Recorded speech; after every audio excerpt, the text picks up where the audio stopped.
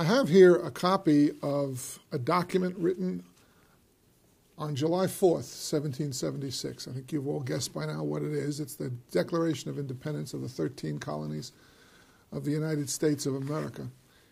The colonies then declared themselves separate from Great Britain. 56 men signed this declaration, and in so doing put their lives on the line and at risk. Many died as a result of signing this document that we all live by right now. Our Constitution is based on this document and the principles that were cited in it. It sets out why they did what they did and the justifications for it. And I think everyone should read it at least once in your lifetime, perhaps as many times as you can, because the words are very profound and very important to us all. So let me share them with you for a few moments and see what we can come to here. Very important opening line. When in the course of human events it becomes necessary for one people to dissolve the political bands which have connected them with another, and to assume among the powers of the earth the separate and equal station to which the laws of nature and of nature's God entitle them, a decent respect to the opinions of mankind requires that they should declare the causes which impel them to the separation.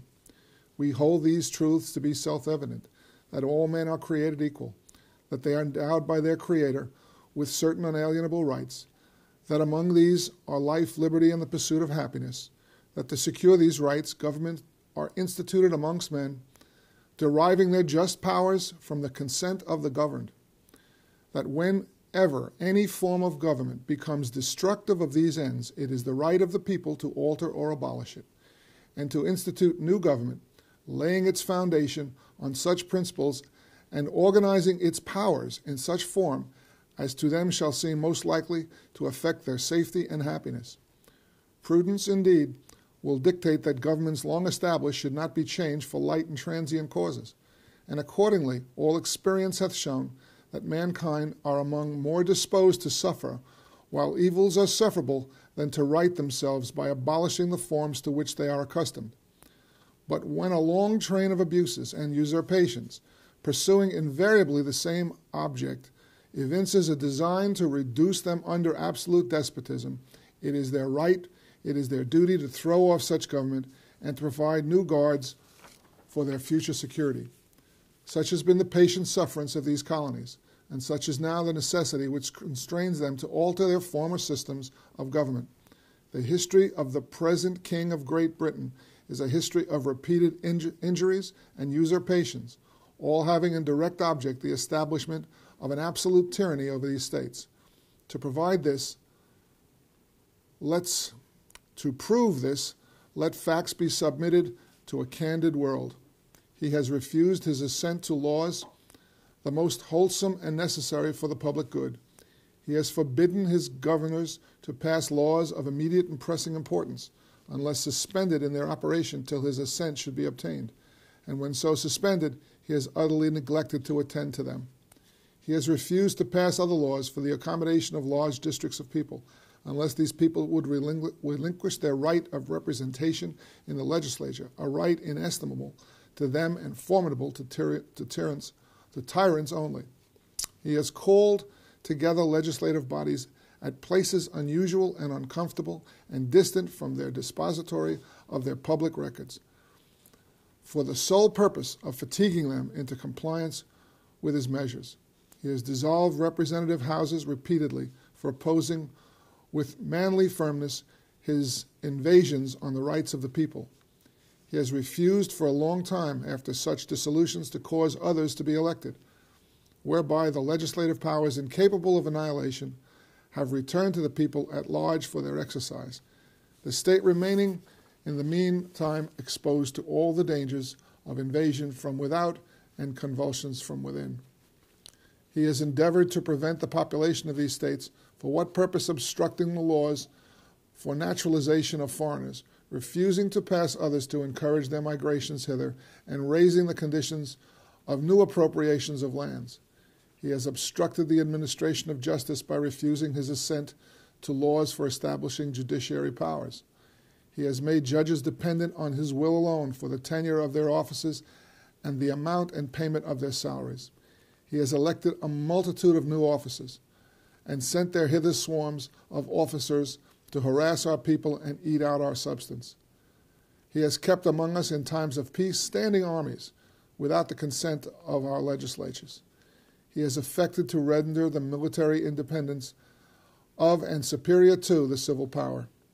He has combined with others to subject us to a jurisdiction foreign to our Constitution and unacknowledged by our laws, giving his assent to their acts of pretended legislation, for quartering large bodies of armed troops among us, for protecting them by a mock trial from punishment for any murders which they should commit on the inhabitants of these states, for cutting off our trade with all parts of the world, for imposing taxes on us without our consent, for depriving us in many cases of the benefit of trial by jury, from transporting us beyond the seas to be tried for pretended offenses, for abolishing the free system of English laws in a neighboring province, establishing therein an arbitrary government, enlarging its boundaries so as to render it at once an example and fit instrument for introducing the same absolute rule to these colonies, for taking away our charters, abolishing our most valuable laws, and altering fundamentally the forms of our governments, for suspending our legislatures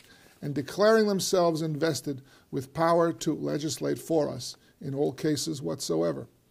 He has abdicated government here by declaring us out of his protection and waging war against us. He has plundered our seas, ravaged our coasts, burned our towns, and destroyed our lives. He is at this time transporting large armies of foreign mercenaries to complete the works of death, desolation, and tyranny already begun with circumstances of cruelty and perfidy scarcely paralleled in the most barbarous of ages and totally unworthy of the head of a civilized nation. He has constrained our fellow citizens taken captive in the high seas to bear arms against their country, to become executioners of their friends and brethren, or to fall themselves by their hands. He has excited domestic insurrections amongst us and has endeavored to bring on the inhabitants of our frontiers the merciless Indian savages whose known rule of warfare is an undistinguished destruction of all ages, sexes, and conditions. In every stage of these oppressions, we have petitioned for redress in the most humble terms. Our repeated petitions have been answered only by repeated injury. A prince whose character is thus marked by every act which may define a tyrant is unfit to be the ruler of a free people. Nor have we been wanting in attentions to our British brethren. We have warned them from time to time of attempts by their legislature to extend an unwarrantable jurisdiction over us. We have reminded them of the circumstances of our emigration and settlement here. We have appealed to their native justice and magnanimity, and we have conjured them by the ties of our common kindred to disavow these usurpations, which would inevitably interrupt our connections and correspondence. They too have been deaf to the voice of justice and of consanguinity. We must, therefore, acquiesce in the necessity which denounces our separation, and hold them as we hold the rest of mankind, enemies in war, in peace friends.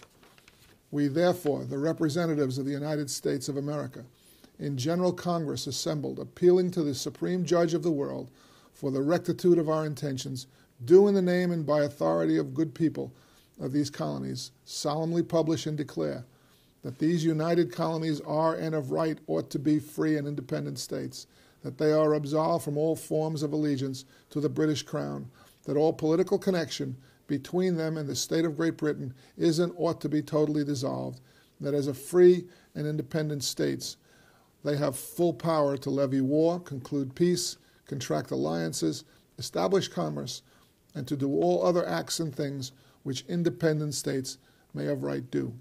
And for the support of this declaration, with a firm reliance on the protection of divine providence, we mutually pledge to each other our lives, our fortunes, and our sacred honor. First signature was John Hancock's. The rest signed immediately afterwards, all 56. And as I said before, some of them during the Revolutionary War lost their lives. Many lost their farms, their treasure, and their property. But the result has been the United States of America as we have it today, a free nation, the only multicultural, truly free nation in the entire world, on the entire planet. Thank you.